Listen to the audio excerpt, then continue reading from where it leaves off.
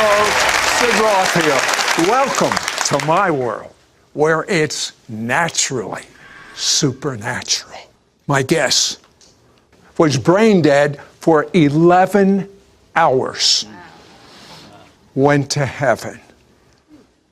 Sent back with a message from heaven. We have a Hebrew word. It's called besheret. It means it's meant to be. I tell you, it is besheret that you be watching right now.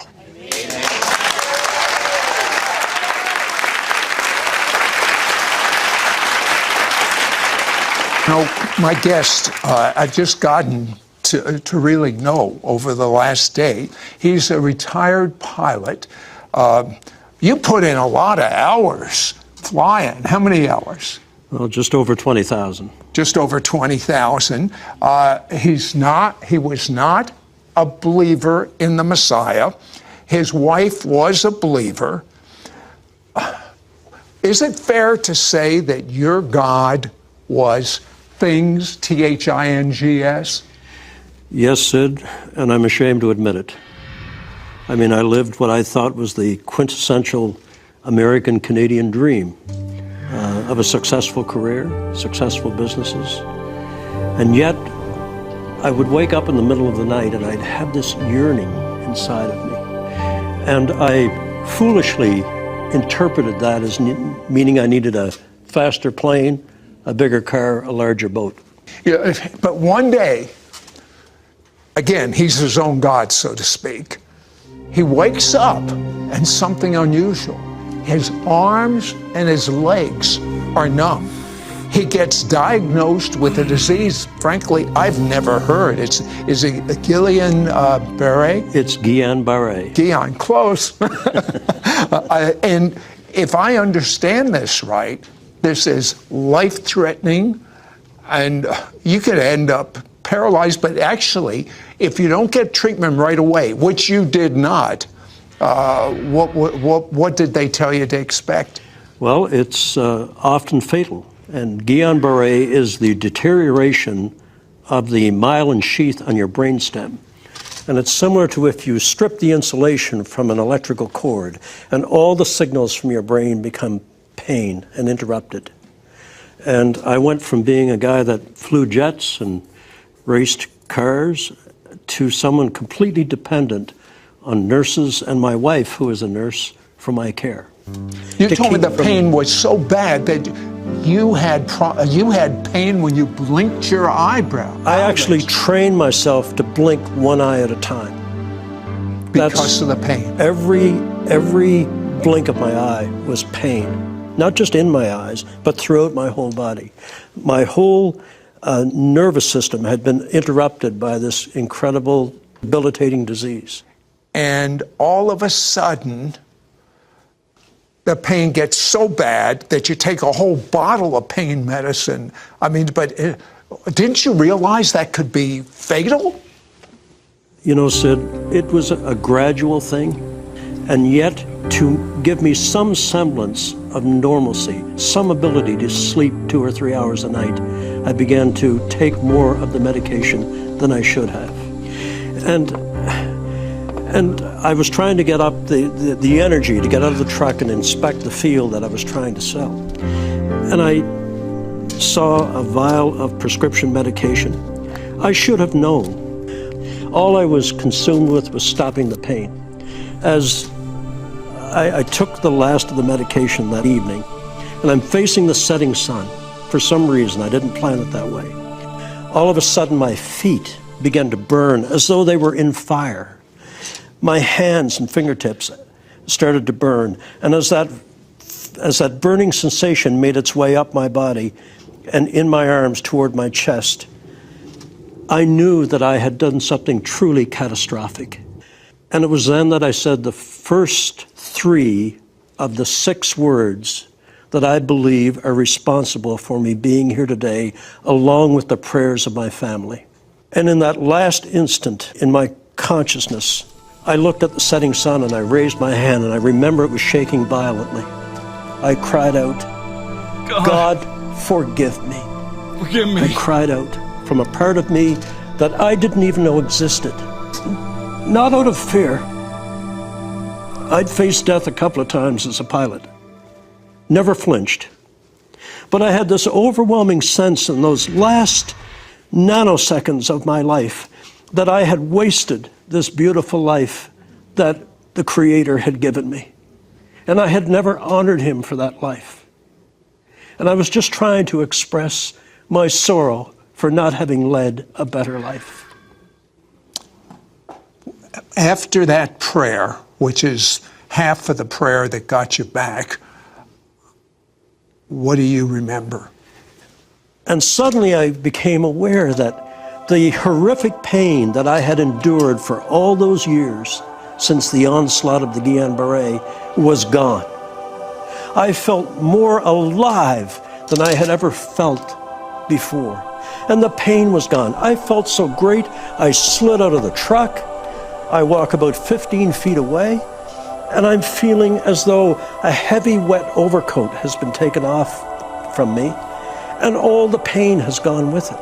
And then I look back at the truck, and there's someone in my truck, and I'm absolutely enraged.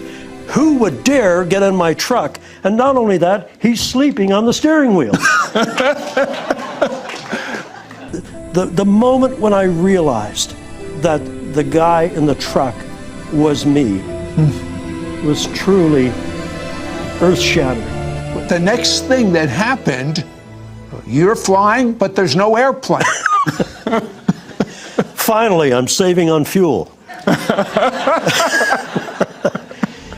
But I began to rise. I can look through the rear window of the truck and see my body slope over the wheel. I'm over the truck. I can look down in the bed of the truck, Sid, and see my toolbox. And being a former pilot, I'm a good judge of altitude. And I'm at suddenly 100 feet, 200 feet. I'm drifting slowly backwards, and I'm rising.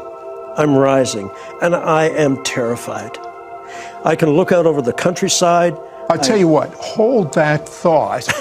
He finds himself in a very unusual place, almost a crossroads between heaven and hell. When we come back, we'll find out what he did about it. Hell was he actually heard hell and demons calling him by his name. Be right back. People are on the edge of their seat right now. So you start going up, and it sounds, I've heard this story from others before, sort of like a tunnel you're going through. What is this?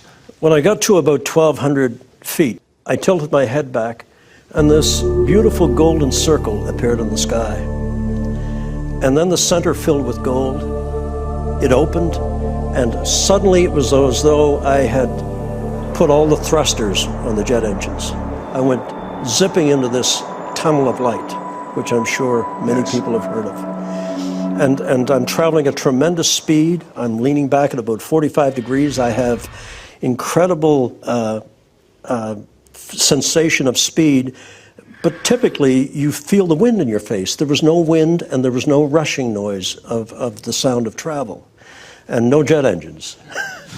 and tremendous speed. I bet, I'm guessing Mach 1, possibly.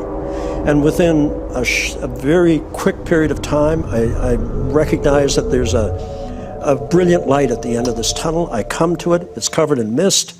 I step out because I feel the tunnel closing behind me. I put my foot down. The mist cleared. I look down, and I can't believe it. I am standing on the most incredible green grass you could ever imagine. I now know where the saying comes from. The grass is always greener on the other side. They're talking about heaven. But I've been told the colors it's greener than any green we have here. If we have a spectrum of colors on earth, heaven has 10,000 times 10,000 more.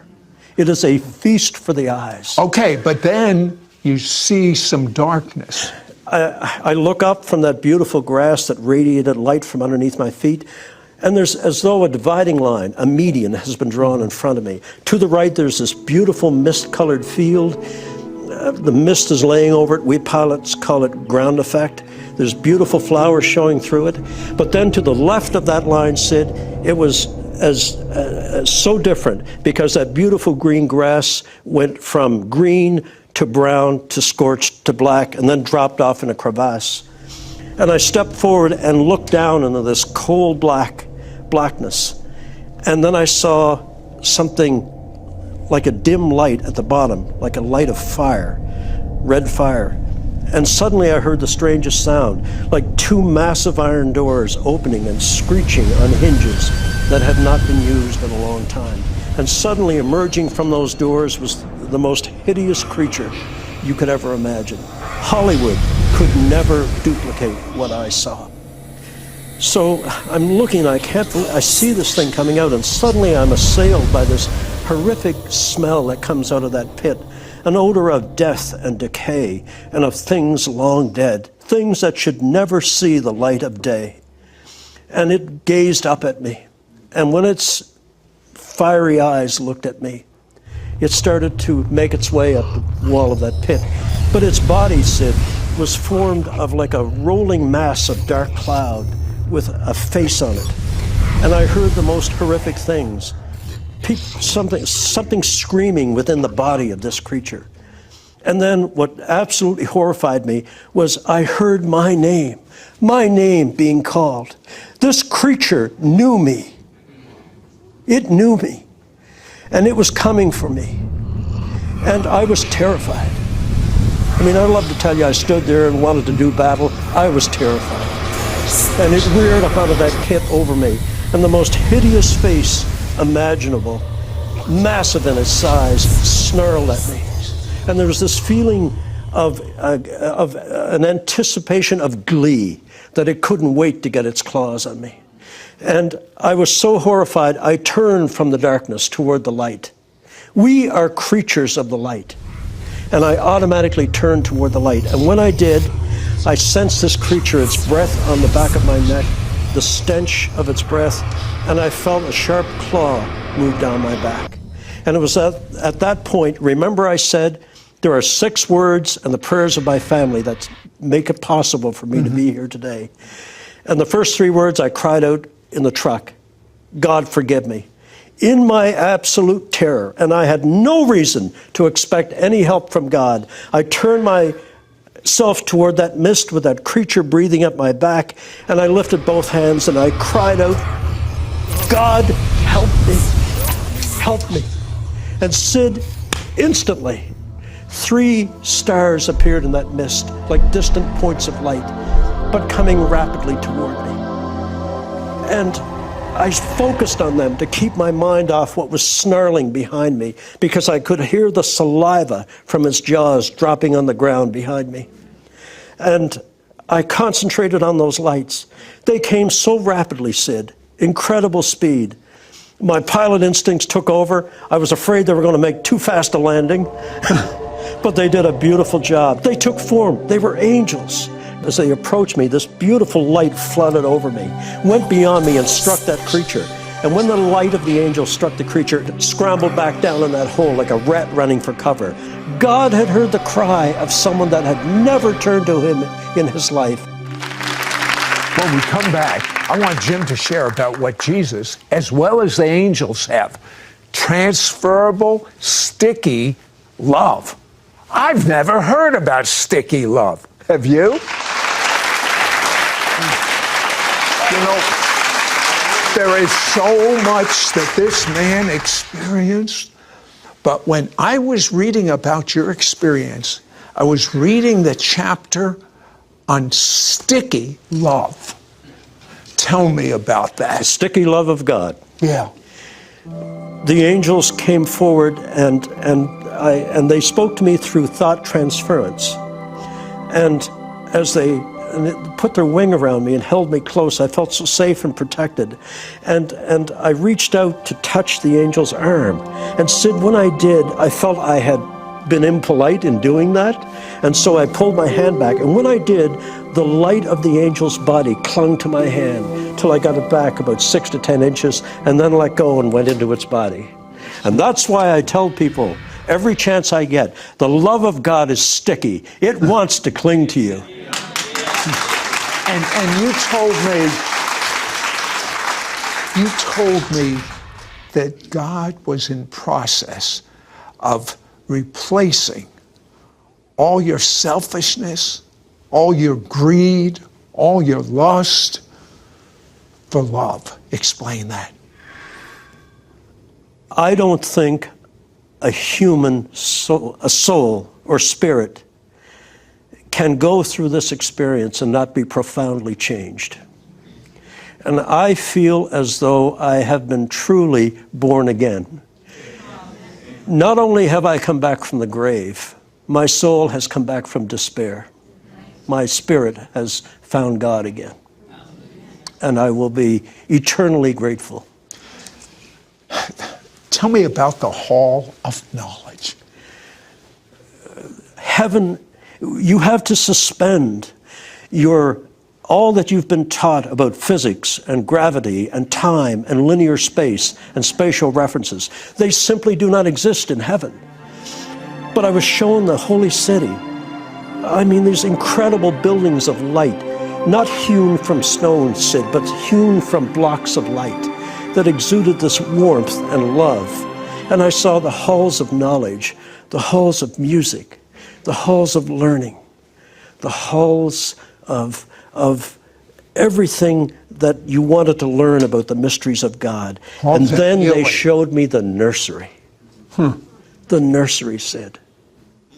I think it speaks to the compassion of our God that little souls that are aborted, God gathers their spirit back and they're raised in the nursery in heaven.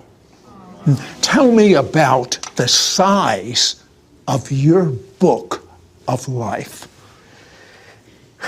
I'm ashamed to talk about it, but in the Hall of Records, they keep a record of everything that you've done in and with your life. And it's not to create an I gotcha moment. It's for when you are shown the book of your life. And when the angel pulled mine out of his robe and opened it for Jesus to read, I was absolutely shamed and mortified that all I had to show for a life lived that I thought was the ultimate in success was this small, thin book, no bigger than a roadside diner menu. And I was ashamed that that's all. I should have, with all the resources and the time that I had, I should have had a book as thick as a Bible filled with all the goods, all the good deeds that I could have done. You know, as Charles Dickens said in his novel, mankind should have been my business. And instead, I was only involved in my self-ego. I am determined now that if I have the opportunity to go back again, to do everything good I can so that when Jesus reads the book of my life again, he's going to need 3 angels and a forklift to open it. Now, you've got to tell me, when you looked in the eyes of Jesus, what did you see? It was the apex of everything that happened to me. Because when his eyes locked on mine, and he smiled at me, Sid, Jesus smiled at me. But when I looked into those eyes of gray and green and blue, I was lost in eternity. Because in those eyes, I saw sadness for the way I had lived my life. I saw sadness for the way we, as mankind, have rejected his Father's message. But I saw incredible love for me. For me. Someone that deserved nothing for me. And I also saw, mixed in with that love in the eyes of Jesus, forgiveness for me. Forgiveness for the life that I had lived. And a chance to do it again. I am eternally grateful. My life, our lives, Lorraine's life and mine, are now his. Let me tell you a couple of things that you need to know. While all this is going on, his wife and family are praying, and he sees it He can see them praying. He comes back, and guess what happened to his incurable illness? Went out the window.